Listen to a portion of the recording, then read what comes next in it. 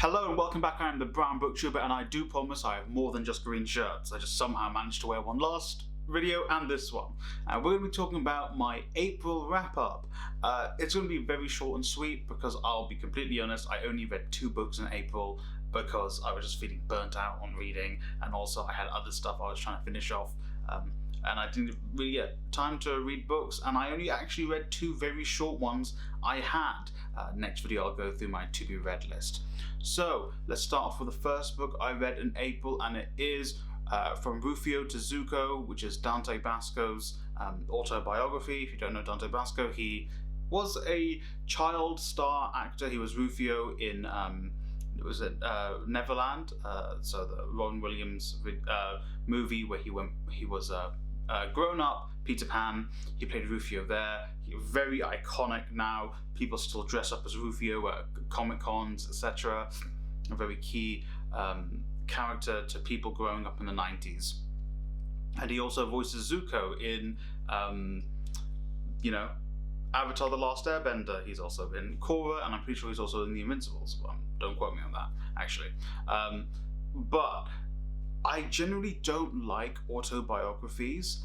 I am not a fan of them. I have read very few because whenever I've attempted to read them, even when it's people I like, I just there's nothing super interesting to me about someone's life. However, I didn't mind this one. I actually quite enjoyed it because for 2 reasons. One, very short and sweet. It was just over 100 pages, I believe, and it wasn't a very big book. Just over 100 pages. He didn't go into too much depth and give him too much detail about all the happenings in his life. It was very much secure and concentrated on his life in Hollywood.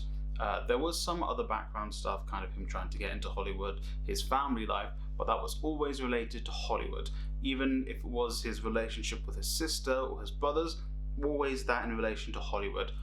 Partners with some relation to Hollywood and other forms of acting.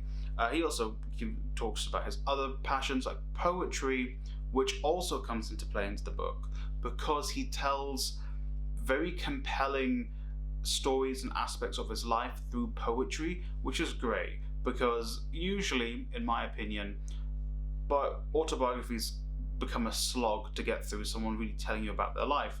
But a poem, he can flow and go very fast, talking about something very deep and emotional and express it in a way that is very different to just full-on prose, and especially autobiography prose, which for the most part is a ghostwriter trying to distill what the person is trying to say about their life.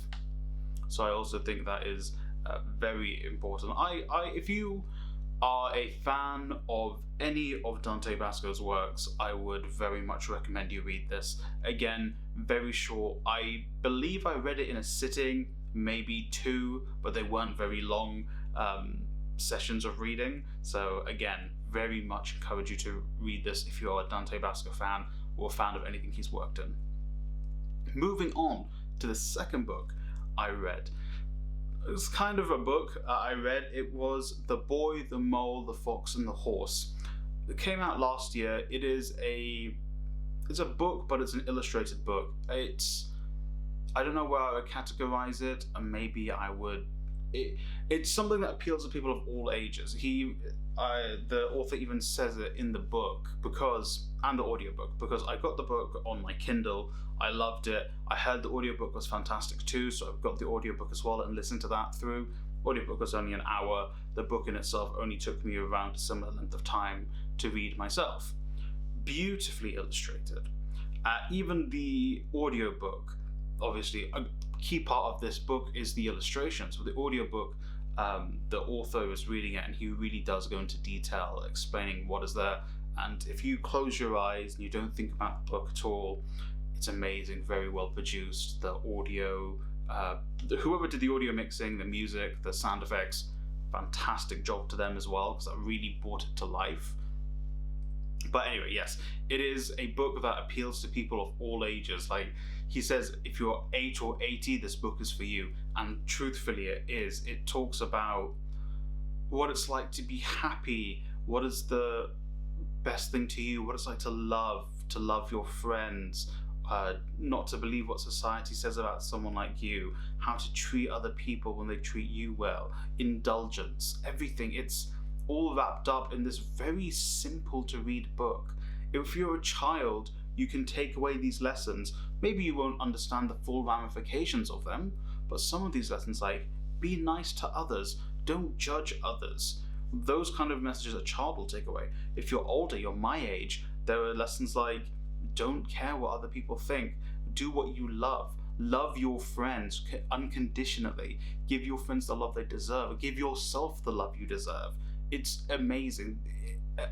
I was like, oh, this is going to be a kid's book. I was like, well, it got good reviews, so I'll just read this kid's book, but it's beautiful. It's a book I would buy to give to someone I love and care about. I've actually done it. I've ordered it to give to my best friend. It's incredible. I can't. It's one of the few books I've given 5 stars on Goodreads. You should go check out my Goodreads and see what other books I've given 5 stars, and check out my reading list and my reading challenge. Be in the description down below, and also on my channel homepage. And I'll see if I can put it in this top corner. Not sure if I can.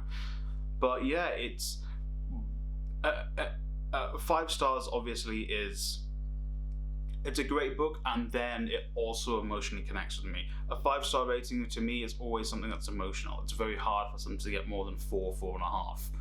But this is 5 stars because it was a 4.5 in itself, and then the emotional connection I made with this book took it to 5. Again, I read very few books this month. However, the 2 I read were good. They meant a lot to me. Dante Basco, his work has been something that I have grown up with. I have watched. Even unknowingly, I've watched a lot of stuff with Dante Basco in there.